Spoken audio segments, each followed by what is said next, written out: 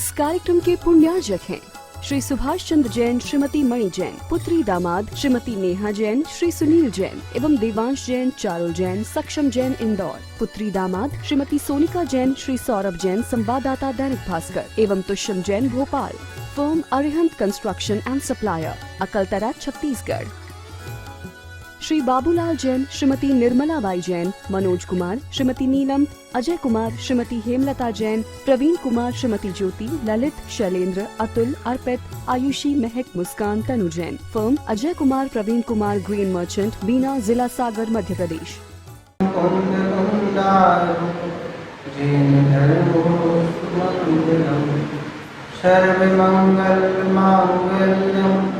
सर्वकल्याणकारकं प्रधानं सर्वधर्माणां येनं जयतु शासनं। देवादिदेव 1008 सिंहाद्रीनाथ भगवान की, परम पूज्य आचार्य गुरुदेव श्री विद्यासागर महाराज की, श्री विमल सागर महाराज की, तीन कम नौ बड़े महाराजों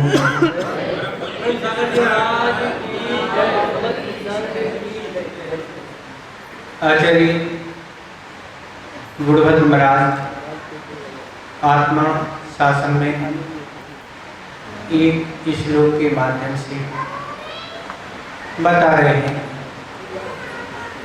कि जो उपकार से जो रहित होते हैं ऐसे बादल और मनुष्य इस दुनिया में सुलभ है, उनकी कोई कमी नहीं। पर जो उपकार से सहित होते हैं, दयालुता से सहित होते हैं, ऐसे मनुष्य और बादल आज सुलभ नहीं, बहुत दुर्लभ है। एक आचार्य गुरुभद्र महाराज वर्षों पूर्व अपने उसमें आत्मानुशासन में बता रहे हैं, कह रहे हैं कि जैसे आपने देखा बारिश का समय होता है तब बादल बहुत तेजी से आवाज करते हैं, इतनी तेजी से आवाज करते हैं कि ऐसा लगता है कि बारिश इतनी तेज आने वाली है कि शायद नगर भी बह जाए। बादल बहुत तेजी से काले हो जाते हैं, बिजली चमकती है, तरह तरह की प्रक्रिया उत्पन्न होती हैं, पर कुछ देर बाद देखते हैं सारा माहौल ठंडा हो गया, बारिश की एक भी बूंद नहीं पड़ती। इस तरह आचार्य गुरु महाराज कह रहे कि वह तो बादल ऐसे सुलभ हैं और ऐसे मनुष्य भी दुनिया में सुलभ हैं जो गुरु की योग्यता नहीं रखते हैं, पर गुरु आज बन बैठे हैं। और ऐसे गुरु तो आज सुलभ हैं, आप एक ढूंढो 1000 मिल जाएंगे। सलाहकारों की आज दुनिया में कोई कमी नहीं। आपको जिस क्षेत्र की जो सलाह लेना है बिल्कुल फ्री में आपको सलाह मिल जाएगी। आपको कोई क्या है, पैसा आपको नहीं लगेगा। उनके समय की चिंता मत करना, वो तो समय पूरे देने के लिए तैयार बैठे हुए हैं। पर आचार्य गुरुभद्र महाराज कह रहे हैं वह ऐसे बादल बहुत दुर्लभ हैं जो गरजते तो नहीं हैं पर सुलभता से अच्छी तरह बारिश प्रदान करते हैं। इसी तरह के रहे वैसे गुरु भी आज दुर्लभ हैं जो स्वयं सच्चाई की मार्ग पर चल के दूसरे को सच्चाई का मार्ग पता। वर्षों पूर्व ऐसा आचार्य गुरुभद्र महाराज ने उल्लेख किया। वास्तवता सही है कि ऐसा दुर्लभ पद प्राप्त करना बहुत कठिन है। अच्छाइयों को लेके अपने जीवन को जीना और अच्छाइयों को बताना बहुत दुर्लभ होता है। पापों में और विषयों में फंसाने वाले आज गुरुओं की और सलाहकारों की कोई कमी नहीं। आप हर तरह की सलाह ले सकते हैं कि पाप आपको कैसे सीखना, तो पाप सिखाने वाले, विषयों में प्रवृत्ति कराने वाले, हिंसा आदि इन कार्य को कराने वाले, सारे के सारे कराने वाले एक से एक आज लोग दुनिया में आपको मिल जाएंगे और जिनकी संगति से क्या हो जाएगा, आप दुर्गति के पात्र बन जाएंगे।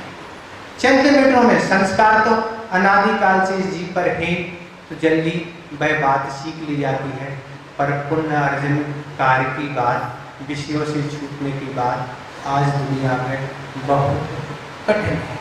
मन तो टिकते ही नहीं उन कामों में। मन जैसी कहती थी, मन अच्छे कामों में लगता नहीं, मन को लगाना पड़ता है, तब वह लगता है। आपके वो नहीं लगता, उसका संस्कार ऐसे ही है। पर आप उसको बहुत विवेक से कार्य करेंगे तो मन अच्छे कामों में लगेगा।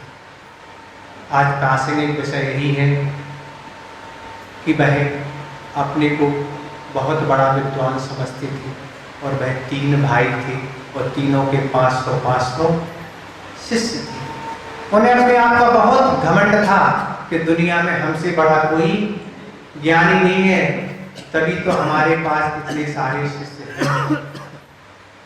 पर वह सौंदर्य भी कम नहीं था, वह भी बहुत ज्ञानवान था। वह भी युक्ति से पहुंच गया और कुछ पूछ लिया। तब तुमने पूछा तुम्हारे गुरु कौन है? हमारे गुरु तो वहां विराजमान है, हमें इस प्रश्नों का उत्तर चाहिए। तुम्हारे गुरु के पास चलते उन्हीं को उत्तर देंगे। चलो भैया चलो, ले गए। वह आ गया और जैसे समूषण में प्रवेश करने के पूर्व जैसे मानसर ने उस दीपराज प्रभु की मुद्रा का दर्शन किया, सारा मान चकनाचूर हो गया। कहाँ था वह ज्ञान? वह सबरा ज्ञान नहीं, वह तो अभी तक अज्ञान था। और अज्ञान क्या हो गया? ज्ञान के रूप में बदल गया और अब सम्यक दृष्टि बन गए, पानी पानी हो गए। प्रभु चरणों में पहुंच के क्या हो गया? जब सच्ची वितरागता का दर्शन हुआ और जब सच्चा सम्यक दर्शन हुआ तो जो अज्ञान था वह पलट के क्या हो गया? ज्ञान रूप में आ गया। अब मति ज्ञान, शुद्ध ज्ञान, अवधि ज्ञान हो गया और भगवान के चरणों में वह क्या हो गए? दीक्षित हो गए। अब देवगंगी दीक्षा धारण कर ली तो क्या हो गया? मना परे ज्ञान भी हो गया और 63 रिद्धियां भी हो गई। चंद मिनटों का कथानक है। व्यक्ति को अपना सच्चे गुरु बनाने भर की जरूरत है। सच्चा गुरु क्या है? जो भी आगम में उल्लेख मिलता है कि सच्चे गुरु कौन होता है, वह अगर लक्षण है तो वही सच्चे गुरु है। और सच्चा गुरु मिल गया तो जीवन 63 रिद्धियां प्राप्त होने के बाद वह गणधर परमेष्ठी बनी। कौन कहलाते हैं गणधर परमेष्ठी? तो वही होते हैं गणधर परमेष्ठी जो भगवान की वाणी हम तक पहुंचाते हैं, जो आगम की रचना करते हैं, अंतर्मूर्त के अंदर द्वादशांग की रचना कर देते हैं, अंतर्मूर्त के अंदर द्वादशांग की जो रचना कर देते हैं। अभी तक उनके जीवन में अनेक गुरु मिले होंगे पर उन्हें ऐसे एक आज महावीर गुरु आज के दिन मिल गए थे कि अब उन्हें गुरु ढूंढने की जरूरत नहीं, अब तो वो स्वयं परम गुरु बन गए। और अब आगामी जीवन में जैसे भगवान को निर्वाण कल्याण की प्राप्ति होगी, उन्हें उसी दिन केवल ज्ञान की प्राप्ति होगी। वह भी नियम से एक दिन क्या होगा? निर्वाण को प्राप्त करें। एक क्या है? गणधर परमेष्ठी का नियम है कि वह उसी भाव से मोक्ष जाते हैं। उनका एक पक्का हो गया। ऐसे गुरु की आज उन्होंने तलाश करी थी, इसी तरह अपन को भी ऐसे गुरु की तलाश करना है। अनेक गुरु दुनिया में बनाते हैं, चोरी करने वाला भी गुरु बनाता है और धन बढ़ाने वाला भी गुरु बनाता है और व्यसन में प्रवृत्ति करने वाला हर व्यक्ति अपना गुरु बनाता है, पर उस गुरु से किसी का कल्याण होने वाला नहीं है। जब तक परमार्थ की दृष्टि से हम विचार नहीं करेंगे तब तक हम क्या है? कुछ प्राप्त नहीं करते। तो ऐसे एक शिष्य भी एक गुरु की खोज में पहुंचा और गुरु महाराज के पास पहुंचा। गुरु महाराज से कहता, इस गुरु महाराज एक बात आपसे जानना चाहते हैं कि गुरु बनने, शिष्य बनने के लिए क्या करना पड़ेगा? हमें आपका शिष्य बनना है, उसके लिए हमें क्या करना पड़ेगा? तो गुरु महाराज कहते, शिष्य का तो भी यही कर्तव्य है कि सुबह गुरु से पहले वह उठे, फिर उन स्नान आदि करने के जो यथायोग पदार्थ हैं उनको उपलब्ध कराएं, उनकी भोजन की व्यवस्था करें, उनकी आज्ञा को स्वीकार करें, उनसे ज्ञान प्राप्त करें, उनसे आचरण संबंधी बातें सीखें।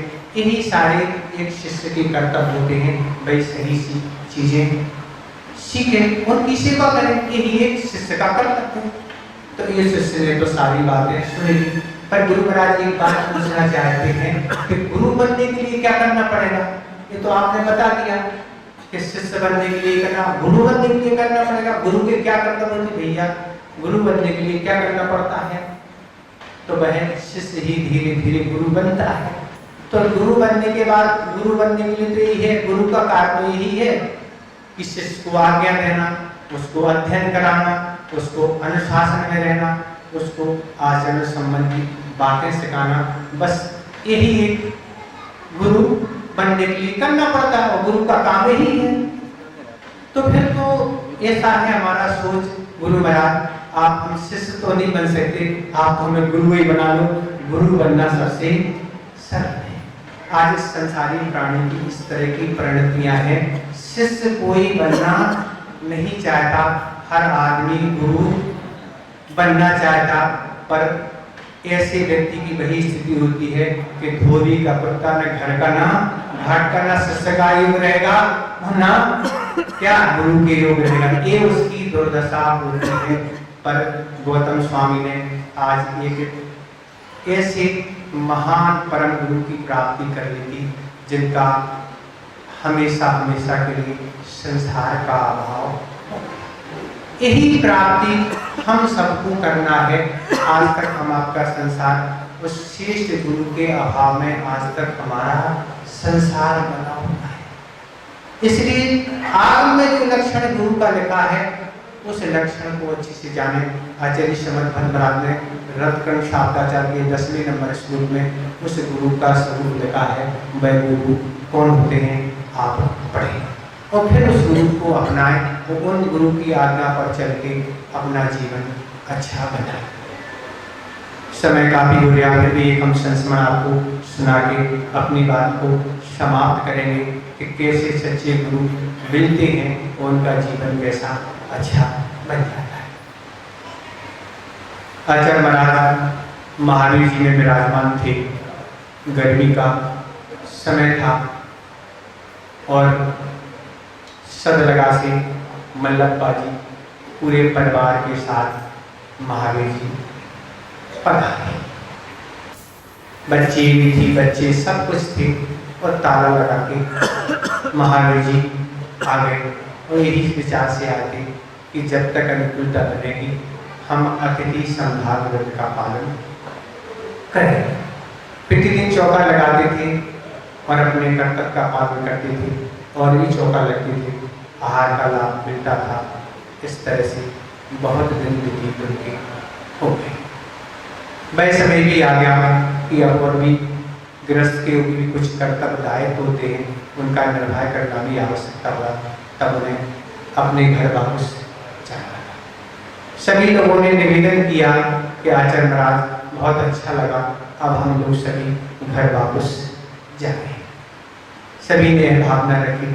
उसी में दोनों छोटे भाई भी थे, पूज्य समय सागर महाराज और पूज्य योग सागर। यह भावना उनकी भी थी। जैसे उन्होंने दोनों ने भावना रखी तो आचार्य महाराज ने कहा कि जाना है तो जाओ, आखिर करोगे क्या?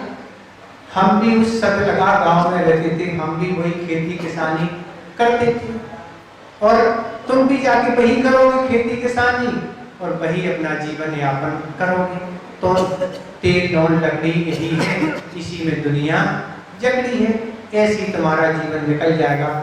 वही करना है तो वही करोगे या जाओ वही।